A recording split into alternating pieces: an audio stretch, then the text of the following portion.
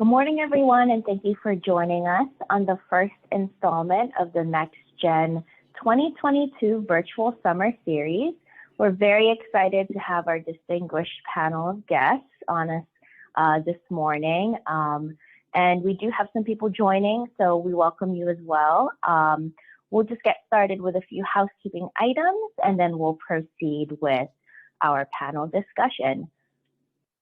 So first, for those who are joining for the first time for their very first Next Gen event, the Insurance Society of Philadelphia's Next Gen group was started as a way for young professionals to find a place to network outside of their own specific companies, to build relationships, and to also learn about various industry topics and to gain advice from more seasoned industry professionals.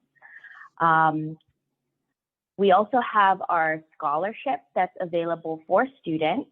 So we have our Student Scholarship Fund for students who are studying in the field of risk management, insurance, and actuarial science. They must be enrolled in an accredited program and has at least 1 year study at their local university or college. We do encourage you to join our mailing list for more information about the upcoming 2023 scholarship. And for the 2022 scholarship winners, if you are joining here today, congratulations. And I wanted to highlight our professional grant that some people may not be aware of. It's the professional grant provided to current industry professionals that are about 3 years into their career that are pursuing a master's degree or any kind of professional training that isn't sponsored by their company. This is a grant that's applied on a rolling basis, so you can send your applications in the spring or the fall, and it will be reviewed by the scholarship committee. We've had a few scholarship grant winners in the past, and I highly encourage you to apply. And if you have any information, please reach out to myself or any of the board members for ISOP. Or am I going backwards? No. And without further ado, I would like to introduce our panel. First, I'd like to start with Alex Caruso, who's the Vice President of Commercial Insurance at Chubb. Alex joined Chubb in 2012 as an underwriting trainee, and he has worked as a middle market commercial P&C underwriter for 10 years in the Philadelphia marketplace. He has experience underwriting financial institutions, general commercial, and technology risks. Recently, Alex moved to Washington, D.C., where he manages a team of commercial production underwriters. He was a board member of the ISOP Next Gen from 2016 to 2021. And Alex graduated with a Bachelor of Arts degree in political science from Dickinson College in 2012. Thank you so much, Alex, for joining us today. Thanks for having me. Next, we have Gina Smith-Coyer, who's an account executive at Aon.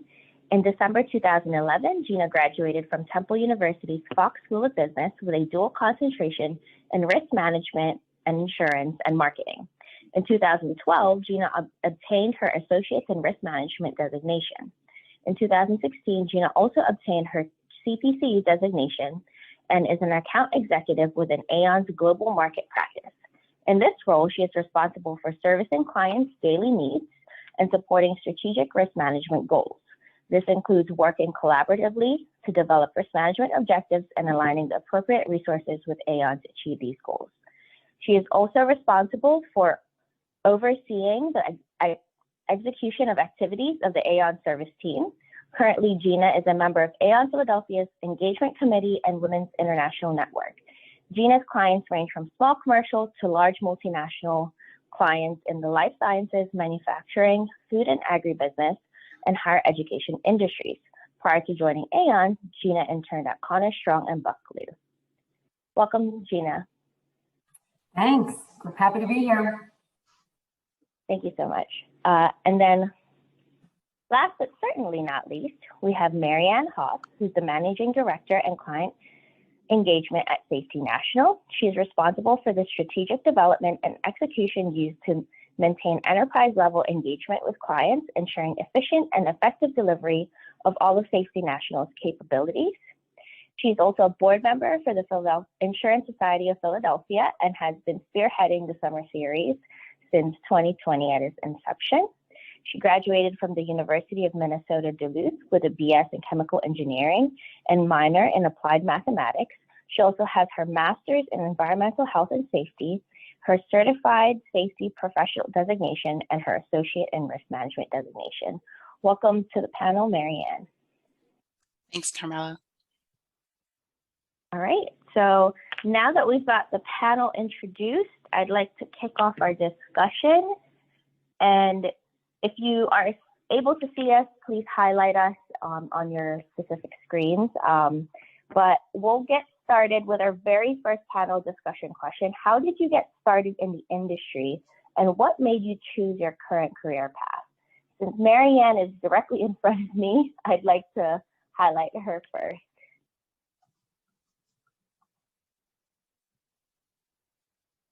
Maryann, I believe you're muted. Thanks. Of course, I'm going to start that off, right? Yeah, so thanks, Carmela. Well, I started into this field very accidentally, no pun intended, but, you know, pun intended, just because starting out in engineering, was not really sure how to, you know, really move forward in my career in that space, because it was something that I loved, but not quite something that I felt as connected to, because I kept thinking about, you know, the people that are in the plants that would be designed. And I went to a info session with a friend of mine.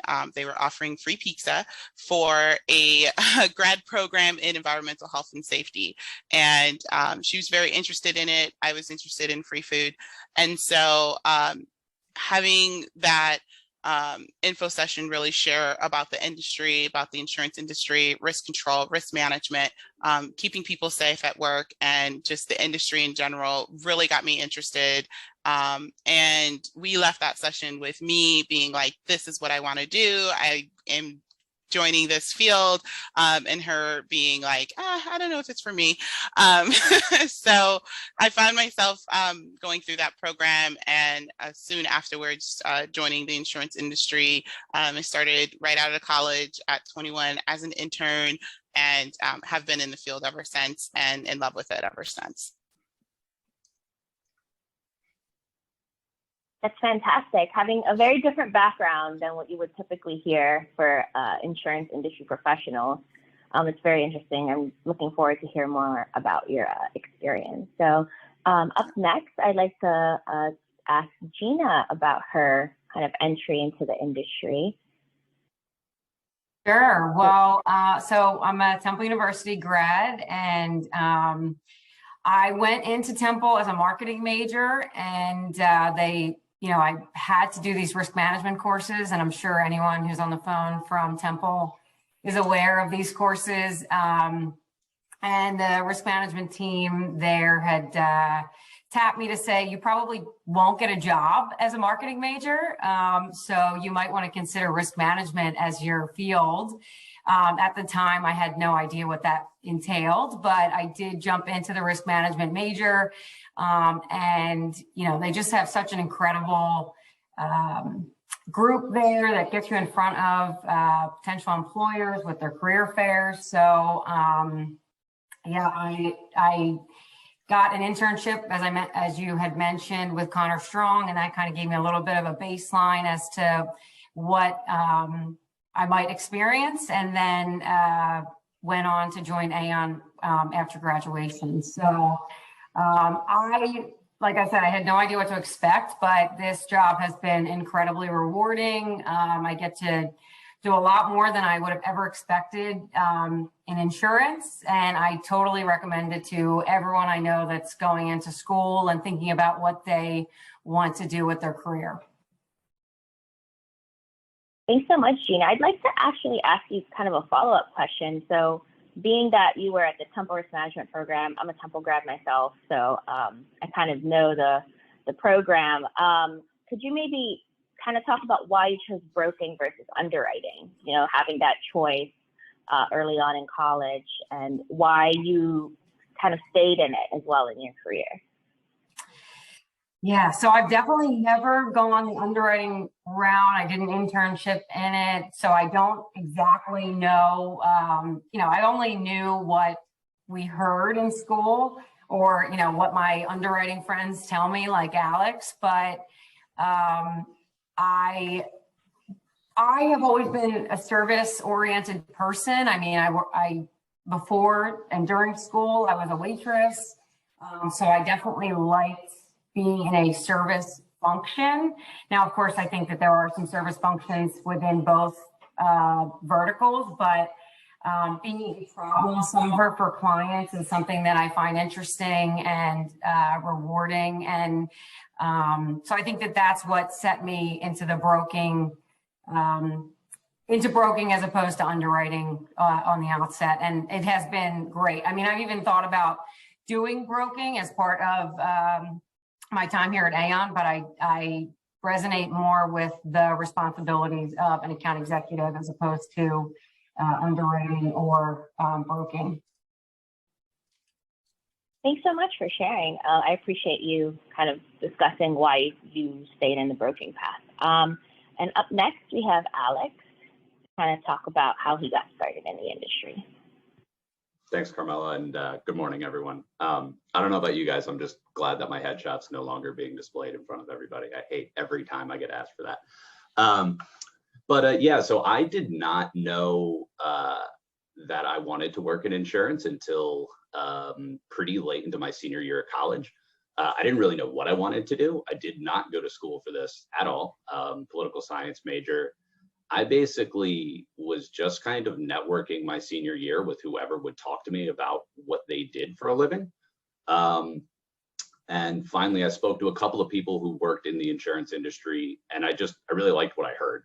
I liked that it was relationship based. I liked that it was analytical, but also not entirely dedicated to sitting at your desk, right? There's a marketing aspect piece, there's a networking aspect piece, and there's a building relationship piece. And kind of the aspect of having both of those, of being out, meeting with people, and doing desk analytical work where you're kind of using your brain a little bit more, that kind of balance really, really struck me. And I thought it was something that, that I could do well.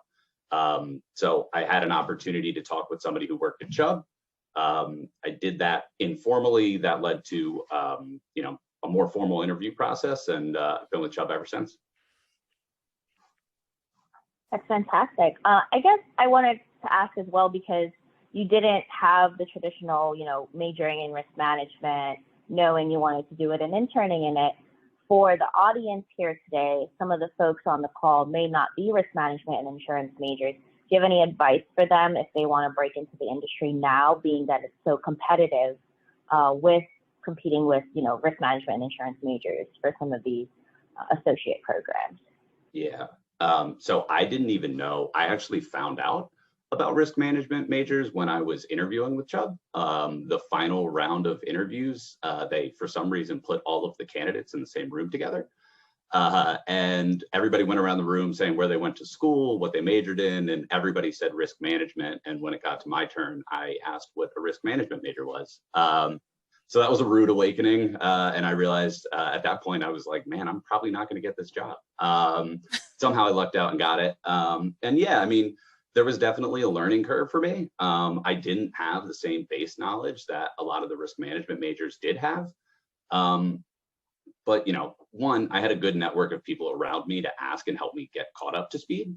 And I wasn't shy about, what I didn't know, right? So you're going to have a different level to begin with, but as long as you dedicate yourselves to trying to catch up and learn in those first few years, and use the people around you who do have that background to help you. That's kind of the great thing about this industry is people want to help you get better. People want to help you learn. Most of the people that I worked with, particularly in the Philadelphia area, had a risk management background, and those people that I started out with early in my career were more than willing to help me kind of get up to speed and teach me what they know, from school and then from after. So was I a little bit behind of those people that had a risk management background? Yes. Did it ultimately impact my ability to move forward in my career? No. So if you have the skill set, if you're eager to learn, you'll be just fine.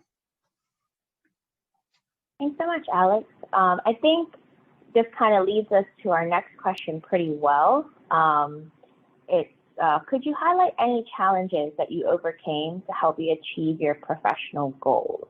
Now, we've all had a challenging 2 years, but being that you've had, some of you over 10 years of experience, I'd like to maybe start with Maryann again, and then we'll work our way back around.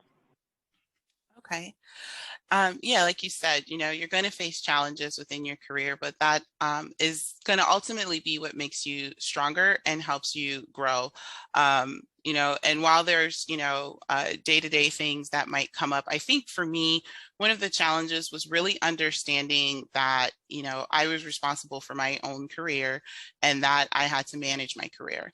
I think in the very beginning, you are trying to learn everything you can, you're trying to do a great job, and you might have the thought that, I'm going to put my head down, I'm going to do a great job, and someone's going to say, hey, you're doing awesome. And, let's put you in this space. And so it was a challenge to break out of that mindset and say, hey, there's more to, what I'm doing. And if I want to grow, I need to really manage my own career. I need to advocate for myself. I need to create those relationships and network and gain that exposure and look outside of my organization to organizations like ISOP and, spaces where I can demonstrate leadership. I can connect with others in the industry and expand my knowledge. And all of those things together kind of help you start to chart that course and decide, where is it that I want to be and what do I want to be doing and how do I want to contribute to the organization and, to myself within my career. So that's a challenge to kind of get out of that mindset, because when you first start, I think you're very, you want to prove yourself and you are, doing everything you can to show that, you're looking to grow and you're looking to do the best that you can. But that ownership is on you and your one-to-ones with your manager and your conversations around what you want to do and where you want to go. And so kind of it's a daily thing. So it's a challenge that, I still face, that we all still face, but, having the mindset of the fact that, you need to take ownership of your career and the kinds of things that you can do to enhance your growth. Like all of you coming to this session today, it's amazing because again, it's an opportunity to network and to grow. So all of these kinds of things contribute to that. And that's been something that I think was a huge challenge, because I was very much like, I may have a be in insurance, but I do have that engineering background. And so I was very much like, put my head down, do my work, and, and everything's going to work out perfectly. And, there's that shift that you make. And I actually wanted to ask you a little bit more about that, because being that you also didn't have background in insurance when you were studying in your, bachelor's and your master's degrees, how did you, I guess, take the next step? And I saw you got your designation, your ARM. Could you maybe highlight how that kind of impacted your career and if that helped at all? Yeah, it definitely did. So my master's degree, although it's environmental health and safety, did include risk management and insurance. So I did get introduced to it from that standpoint. But one thing I want to make clear too, and to Alex's point, as far as coming into the industry with a different background, is that that's what makes this industry really great, is that we do have people from all different backgrounds that bring the specific skill sets to the insurance industry and do the business from their mindset. So you have folks that are coming in from a political science or from, different backgrounds, even psychology backgrounds that, understand that relationship side and leverage all of those skills. And so whatever background you have, you can bring into the industry and really flourish. And so with coming from a STEM background, I do think that, you bring a certain mindset to how you do insurance. I was in the risk control side of things. And, that involves a lot of understanding of processes and understanding of, property and, systems that employees work in. And, and having that background allowed me to be able to to do that job really well. And so with the insurance side, the great thing about the industry is that they're willing to train. So there's a lot of internship programs. You guys are all on here. Some of you are interns. You know, the companies are willing to train you on what it takes to learn how to do the job. And so taking advantage of that and going out for those entry opportunities that provide you with that training gets you caught up to speed on what you need.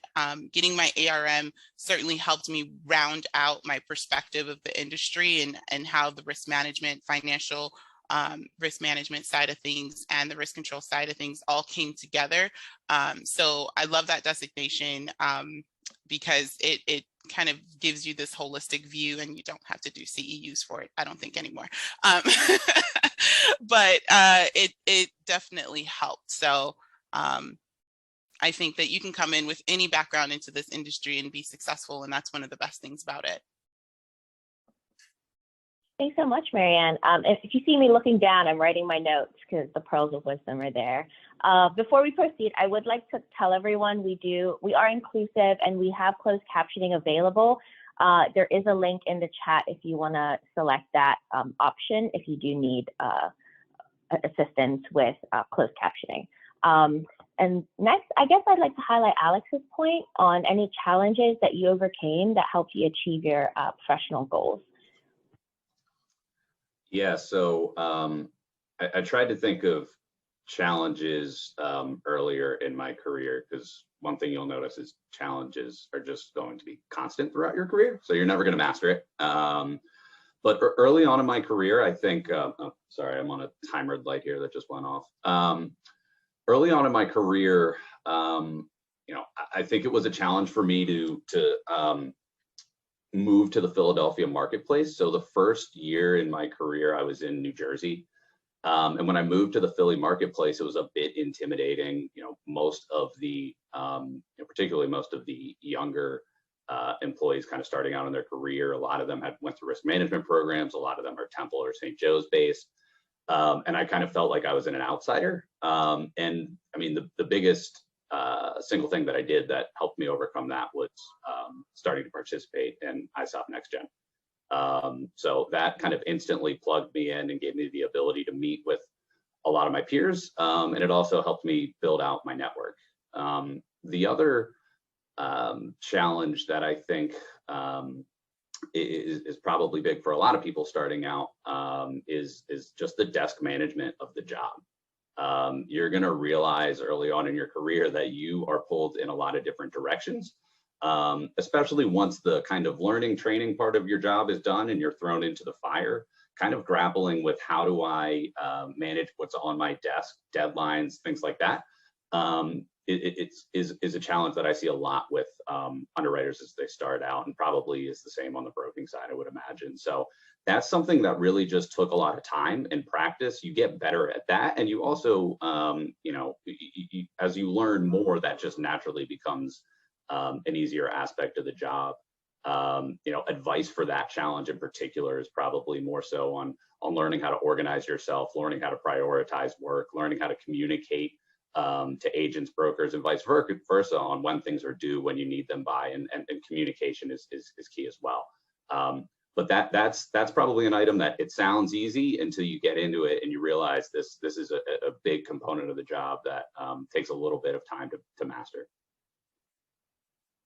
Thanks, Alex. And I'd like to share too, I think, in speaking with some of the 2020, 2021, even some 2019 grads, they've really struggled with the networking aspect and that kind of relationship piece of insurance because, as you know, Next Gen maybe pre-pandemic would have monthly events, monthly happy hours. Everyone was constantly out and about in the city, but now it's a lot more challenging to kind of build those relationships. And not to put this as a plug, but it's a great place to, you know, get involved and learn about different parts of different career paths, because what you may start out doing, you know, very first few years of your career may not be where your strengths align. And then you start talking to different folks and you start to realize, well, maybe I should take a different path or continue into my path, but maybe do something different within a carrier, within a broker. So That's a really great point. And, you know, a lot of folks also potentially moved to Philadelphia during the pandemic that were in your similar position. So I think it's great that things are starting to become in person and people are starting to meet in places like this. So it's great that we have these opportunities now. So yeah, thanks so much, Alex. And next, I'd like to welcome Gina's thoughts on challenges that you overcame to help you achieve your professional goals. You know, it's funny. I think Maryann and Alex have really covered my thoughts around both. I had actually made a note to myself around just the challenges that you face. And if you are in a situation where you find yourself nervous or wondering if you can do it, like that right there is when you know that that's a growth opportunity. You certainly don't want to stay doing something that feels safe and comfortable, because that's, you know, you're not growing then. So I think just as a general, you know, I think we all suffer from a little bit of imposter syndrome from time to time. And, you know, just getting out of your own way can sometimes just be, you know, what holds you up. Or, you know, in the past, if I had something on my desk that I was nervous to approach, it was just because it was new, or, you know, and then you get into it and you realize, oh, wow, I could do this. That wasn't so hard after all. And then the next time that's on your desk, you're going to do it a lot quicker and realize that you can do it. And then Alex, gosh, what you said too about the workload. So early on in my career, someone had said that your to-do list will never be done. So don't ever think that you're going to go home and, you know, check everything off. And that is the absolute truth. And for someone like me who loves a to-do list, like I love to check things off, that still can be a challenge, you know, each day. But I just try and, you know, do what's realistic for that day and focus on the day. And, you know, but organization is key for, you know, getting things done. I just want to chime in. My to-do list is always right here, and it never gets shorter than it was the day before, even though I'm crossing things off. And to Gina's point, I think those that that view challenges as an opportunity more than a challenge are those that probably find themselves having more success earlier in their career. Every time it feels like this is really hard, I can't handle this. If you can take that, internalize it, and realize if I can perform under this and come out the other side successful, it's going to only reflect well on you is you know, is a really good practice and habit to get into. Yeah, but it's funny too, because like, you know, that's never going to change throughout your entire career. So like, you know, 10 years in at Aon, I still run into things that I'm like, oh gosh, what, you know, how do I do this? Or who do I need to talk to? And there was a time in my life when I was like 5 years in and I thought, oh my God, I can't wait to be 10 years in and know what, you know, so it never goes away. But just know that there is opportunity in that. And, you know, again, stay out of your own way. Don't be held back by your own sort of limiting beliefs that you can't do this, you're too young, you're too, you know, whatever it may be. Don't let that stop you. Yeah. And, you know, I would definitely second that. And also add to the fact that, you know, ask for help. Don't be afraid to ask for help. Because that's one of the things with the industry. It's like, you know, you have people that specialize in different areas, but we all work together for the outcome. And so if there's something that, like you said, something gets on your desk that you're like, ooh, I don't know about this, or I'm not sure about it, I bet you there's somebody who has come across it before, or at least has a way to help you get started that you can say, hey, how would you approach this? And in every organization I've ever worked in, that's always been the case, where, you know, you can ask for help and people are willing to take the time to, you know, share what they know with you to help you get on your way to being able to solve that issue or to tackle that challenge. There's some great points. And I think also it was highlighted in kind of what you all mentioned, but for a lot of the viewers, the audience that we have here today, they're really the kid on the block. And I remember, you know, when I was an intern, one of the best pieces of advice I received was like, to overcome that challenge, is it's okay. Use that to your strength, because no one expects you to know everything. No one expects you to be an expert expert. So it's kind of great that you can ask all the questions that you can, now and even in the future if you don't know, but to really utilize that as like a strength for you to be able to just grow and continue that education piece. So this kind of leads us also to our next question. So please share any skills or habits that you learned and developed over the course of your career that were instrumental to your success. So we kind of talked a little bit about time management, but trying to have a candid conversation. Let's get really nitty gritty and granular here. We'll kick things off. I've been starting with Maryann, so we'll go down to Alex first, and then we'll work our way back. Sure. So I wrote down a couple of things that were instrumental in my career. The first, dedicating myself, I put it to the boring parts of the job, which to me are things like really reading and getting to know the policies that I'm working on. There are people who really like to read policies and get into the nitty gritty of the language, and I personally think those people are crazy.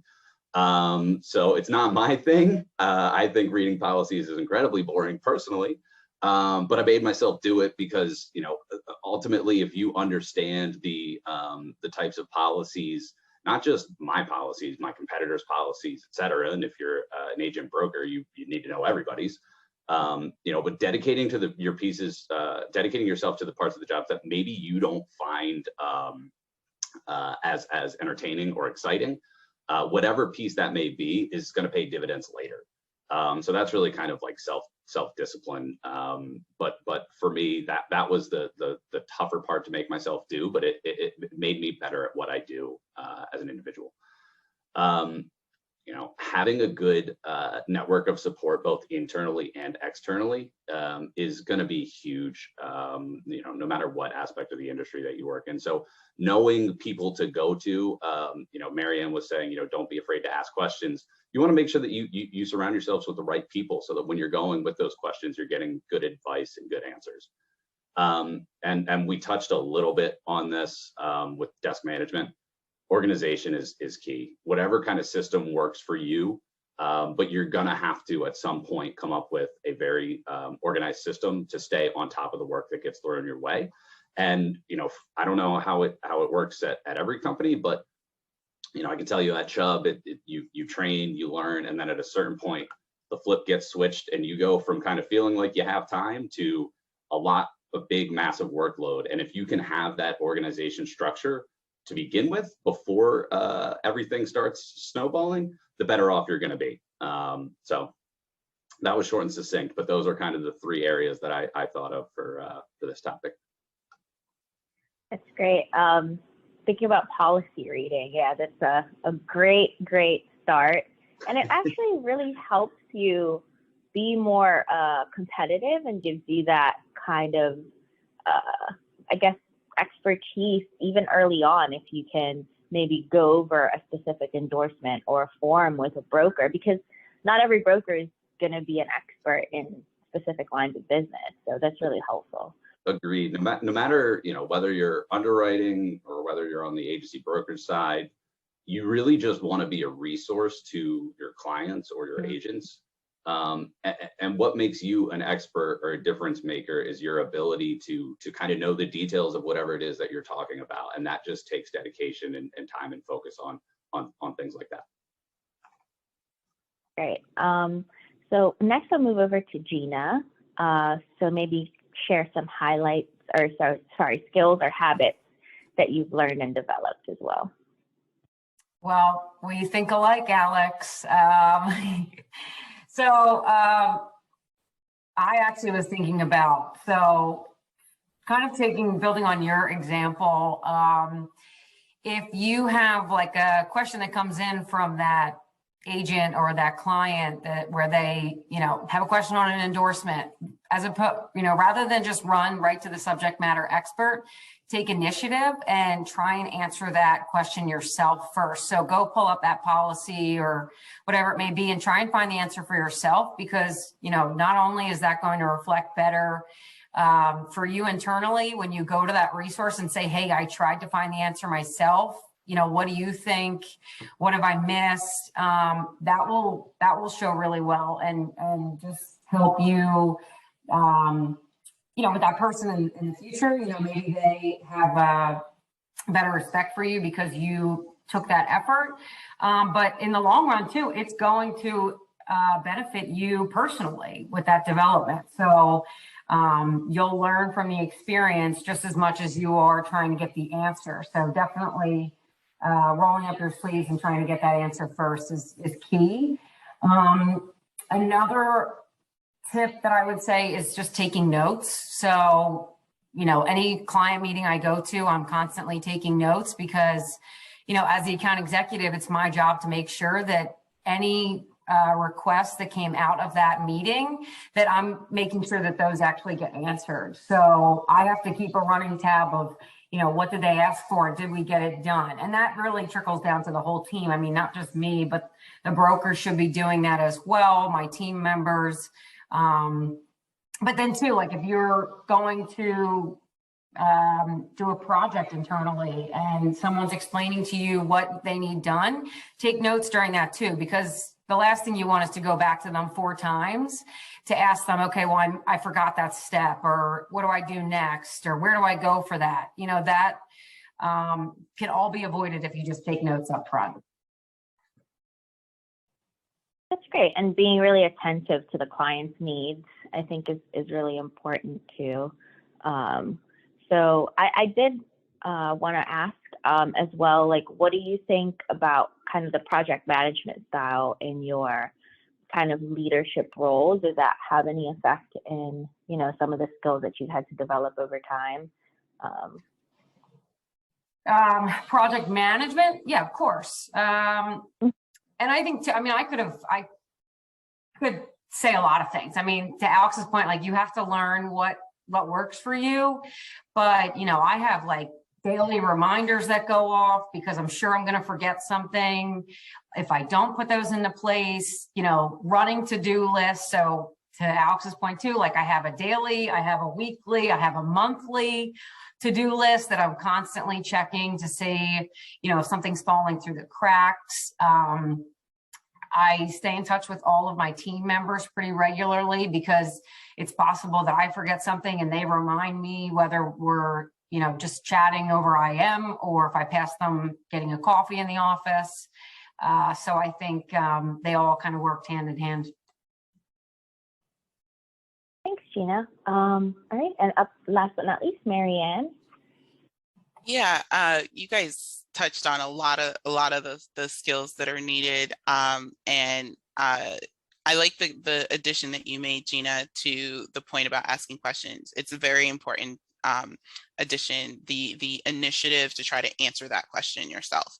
That's one of the things that is so key to, like you said, showing the folks that you are asking that you've tried to answer that question, that you've looked at the different resources, and that flows into one of the things from a skill standpoint, or I don't know if it's a skill or a trait or both, but you know, that taking that initiative. Initiative is so important because it impacts your relationships with your clients, with, you know, internally with your colleagues. Taking that initiative to show that, hey, here's a question that I think you might ask, and therefore I've started to think about what that answer could be. That's tied into one of, you know, the best advice that I've gotten in my career was to try to think around the corner. And when I heard that, I was like, what does that mean? How do I do that? But that's what it boils down to, is that initiative of, you know, if I do X, what then will that trigger? And then what would someone else need because of that? And then I'm at that point where I'm answering the question that hasn't been asked yet. So that's definitely a thing to practice and a thing to work on. Some other skills I have, and you captured it as well, Gina, downloading your brain. And you know, you take notes. That's something that I do constantly. every single meeting that I'm in, I'm taking notes and am known for that. You know, like, well, Maryann's probably got notes on this. Yes, I do. What was said, who said what, what is needed. And that flows into another skill set is continue to learn about the technology that's available to you to help you do your job well. So in order to download your brain, I, use paper notes because I still like taking notes by hand, but I also use OneNote, which is amazing, and it helps me organize, like Alex said, all the things that I need to take those notes on. And so learning the technology that's available to you at your company is a skill set that I think we should all practice, because there are ways to work smarter.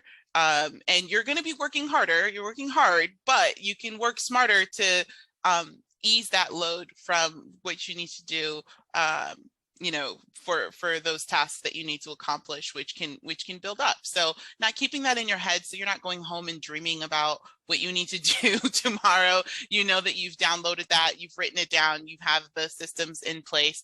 And then in connection with the skills about questions, learning how to ask the right questions and ask questions in a way that is thought-provoking and helps people provide you with answers that matter. So asking open-ended questions, asking questions that are not just a yes or no, but allow people to explain and give you more detail, whether you're talking to a client about what they need, asking certain questions, like, even a simple question like, tell me more about that. That it doesn't sound like a question, but it is. And you get more information to help you be able to execute on what you need. And the last skill I would say that we all practice every day is listening. Really listening to others, actively working on how to listen, how to identify the key things that people are saying, understanding emotional intelligence and those kinds of cues that you might get during a conversation. Those are skills that, you work on, and there's training programs you can take, that your organization might have, or, other resources you can look to build those skills. But asking questions in a consultative way, in an open-ended way, listening, active listening, and managing in EQ, and leveraging technology that you have, so that you can build that organizational system and download your brain and be able to act on the things that you need to do. So those are skills that have been invaluable to me in my career. Thank you so much, Maryann. And I think some of the core motives that was going through everyone's things is just being insightful and just trying to gain as much knowledge as you can, but then also practicing discipline and making sure that you're staying on top of things if you can, and not being afraid to ask for help is great too. So now we're going to go off, and we do still have a few minutes, so please, if you have any questions, you can share them with me privately if you'd like as well. We have, what were some of the worst and best advice that you received throughout your career? We always hear the best advice, but what was some of the worst advice you maybe received as well? We'll kick things off with Gina and then kind of bounce around from there. I don't really have worst advice. What's the worst thing I did, or not the worst thing, but I would say make it a positive anyway. So I had bad or worse style choices when I first started in the industry, where a mentor sort of pulled me aside and said, maybe you don't want to wear that again, or, maybe that's not a good choice. Don't buy that. That's not what you should wear to work. And just thinking about us coming back from the pandemic, I mean, I'm sitting here in sweatpants and a blazer right now, full disclosure, but that's not something I would recommend going back into the office. So we've all gotten very casual, I think, going back into the office, but it's still absolutely necessary to, dress for the job you want, not for the job you have. And coming out of school as an intern or early in your career, this is a big time for you to make a big impression.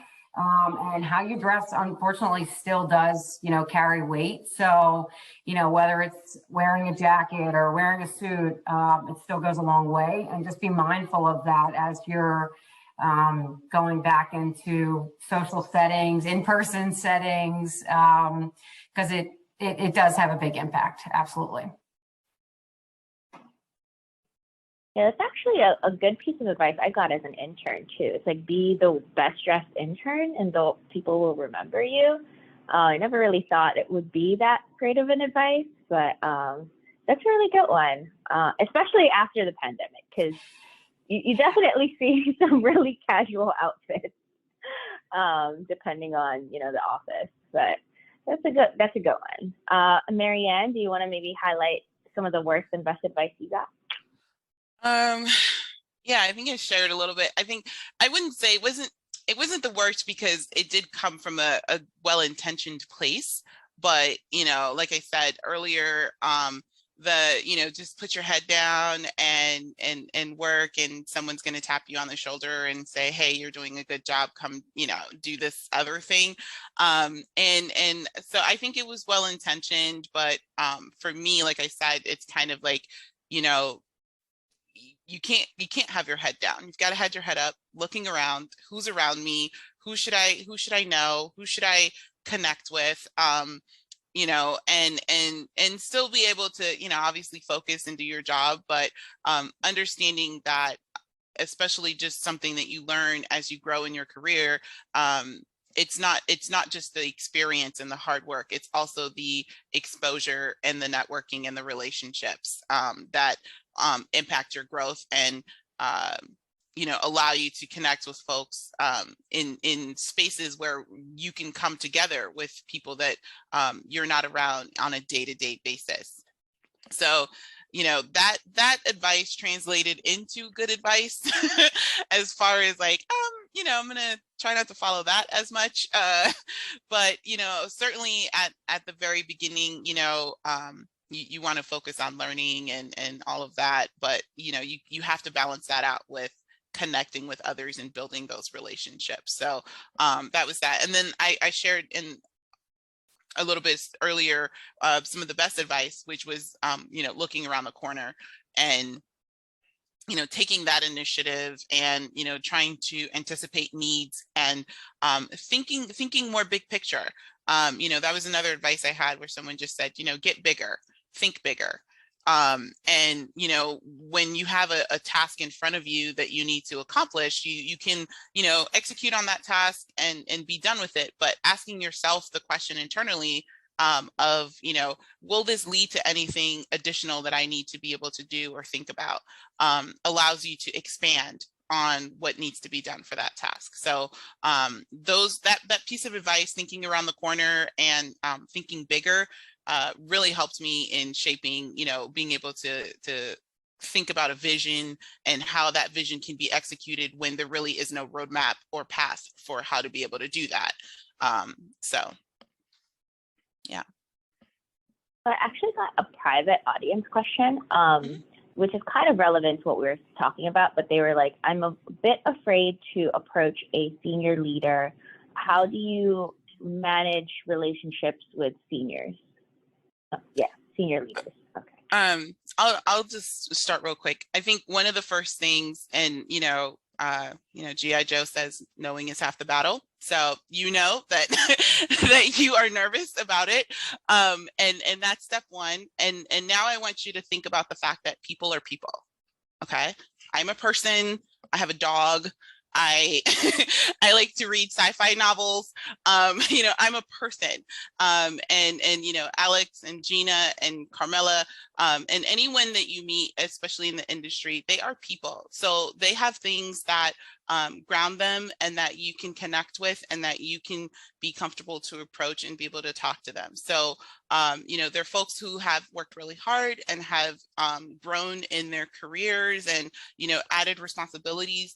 But at the end of the day, we're all people trying to do our best and trying to connect. And what you might not know is that a lot of senior leaders really are open and welcoming of someone who is, younger and trying to learn from them or connect with them. They want to give back to the industry and to help you grow, because that is something that is fulfilling. So, keep that in mind as you begin to think about how you can approach that person. And it can be very simple as just, saying hello, introducing yourself and letting them know who you are, and continuing to build that relationship organically. But don't be scared. They're just people, and they probably have something that you have in common, or there might be even something that they want to learn that that you would be able to share with them. So understand that, it is a little bit daunting sometimes, and you feel like there's this huge power dynamic and you're here and they're there. But at the end of the day, there are things that, you bring to the table that are going to be valuable to them, even if it's them being able to connect with someone who's in the next generation of our industry. That's important to them, and you can help them do that. So don't be scared. Thanks, Maryann. And that's a great question. Thank you so much for asking. And Alex, could you share some of the worst advice and best advice you received throughout your career? Yeah, I mean, I don't know or couldn't recall any of somebody giving me, particularly bad advice. I could tell you probably one of the things that I was guilty of, and I see a lot of people kind of make the same mistakes, and that was just kind of assuming that, and Maryann kind of touched on it, but kind of assuming that things would be given to me in the form of progressing through my career. So, I've been underwriting for 2 years out of college. Why am I not getting to be the senior underwriter level? I've been doing this and I've been doing it fine. Why am I not progressing? And part of that, and I think a lot of people kind of struggle with that, is, you go through most of your life, let's use the example of school, and you get good grades and you go from 7th grade to 8th grade, and then, into high school and so on and so forth. And when you get into the professional world, it's a little bit different. It's not, you're expected to do your job and to do it at the standard of what your job is. And the reality is the way you move to the next level is, one, to make it known that you want to move to that next level, but two, to start demonstrating that you're working at that next level. So it's not, enough to, and sometimes it is enough, but, a lot of the times, ideally what you want to do is start demonstrating that you're working at that next level and that you're able to do it. And then, that will, those things will follow suit. As far as best advice, I would say, we already touched on a lot of these things, but making yourself a student of the industry, and that kind of goes back to some of the things we were talking about before. Always be pushing to learn, be inquisitive.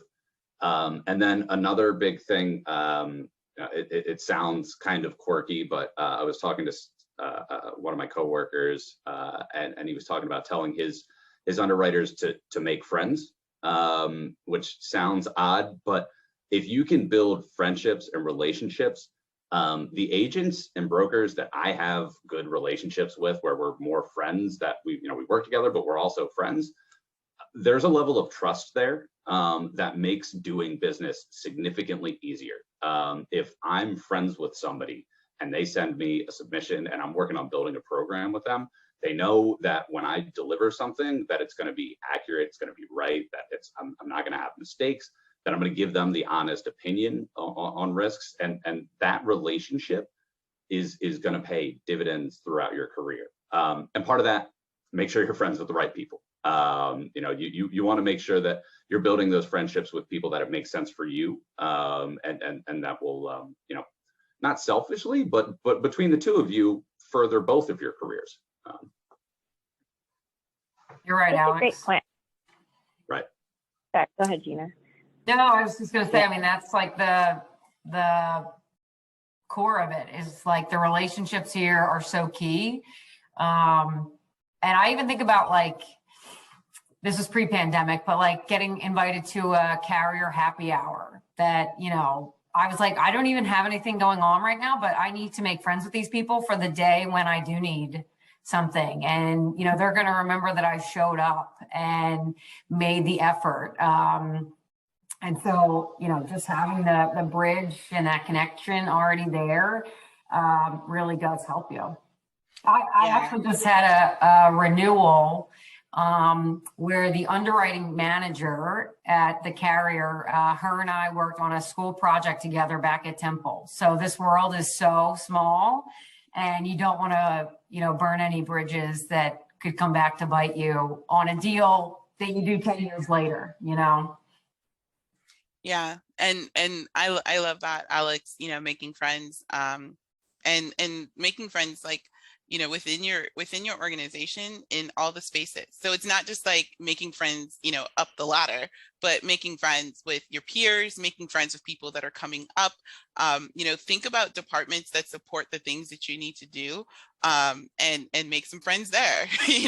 So, if you're making friends with someone in policy services to help issue your policy quickly, or, whatever else, making friends with the auditors to make sure that, they're going to let you know if something's coming up on, what's going on with an audit. So think about the different spaces within, your organization, and make friends in all of those spaces, because they help you learn. I've friends in the actuarial department, and I've learned so much about that space and, those things there. So think about the spaces where you can learn, to help you be better at what you do, and make friends in those spaces. Make friends with That's IT. a great one. Yes. Make friends with IT. So yeah. That's a good topic too. And so before we lose some people, because I know we have 3 minutes left, and we do have one last question. Our next week's session is the link to register is going to be available in the chat, and it's about insurance roles and responsibilities, broker, underwriting, loss control, and more. And we have some great panelists on for next week as well. So we hope to see you at our next event. So really quickly, about a minute left for each speaker, but please share some insights and advice on how to build a meaningful and successful career. I feel like this whole, panel discussion has been on advice, but what's that one pearl of wisdom that you could leave for our viewers today? I'll start, and I'll just summarize. I'll summarize with what we just said. Make friends. Simple as that. That's what I would say too, Maryann. I mean, getting to know people is so critically important, whether it's doing your day job or talking to an insurance market, or, whatever it may be. Just build those connections. And just to add to that, I would say, as far as, career success and moving forward in your career, know your path, know where you want to go, and make sure that others know that as well. So make sure that you're communicating to your manager, your boss, whoever it is, where you want to be, the timeline that you want to do it. And if you're not ready for that, or they tell you you're not ready, make sure you understand what you need to do to get there. And if you should be constantly having that conversation, and that path can constantly be changing.